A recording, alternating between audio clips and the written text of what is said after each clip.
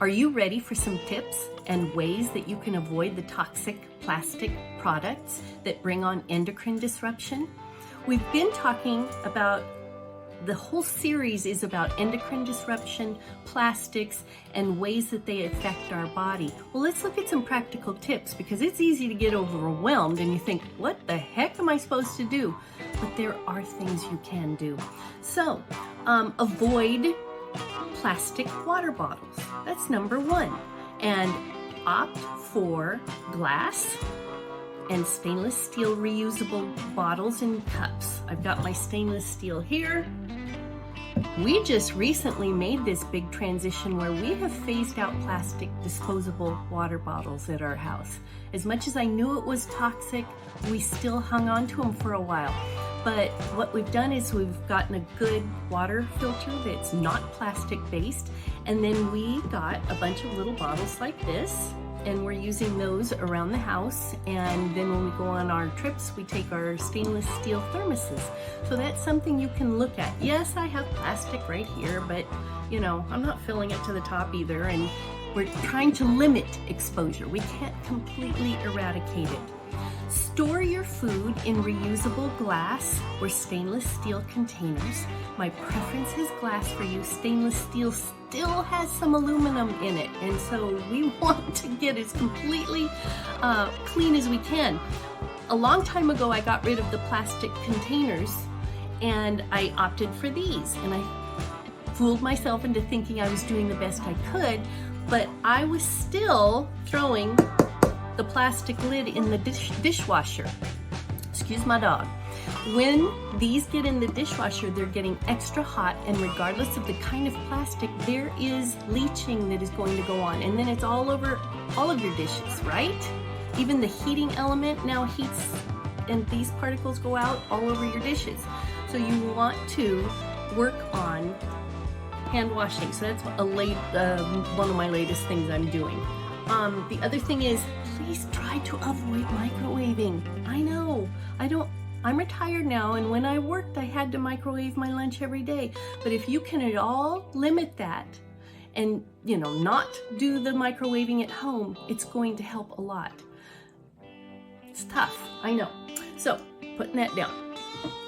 I would tell you to use glass bakeware for all your baking needs. Avoid the silicone, avoid this aluminum and stainless steel if you can. And cookingware, I'm transitioning over to ceramic, and there's a learning curve there, so I'm always trying to learn. Avoid plastic lined paper cups and instead carry your stainless steel sipper with you. And I know when you're on the road that's tough, so there's some habits to learn in that. Avoid aluminum soda cans, because those have the lining of the plastics in it, and it has aluminum. So, you know, it's a good way to keep the soda habit. I know. I'm not perfect, but it's gotta be limited. Avoid buying plastic packaged food.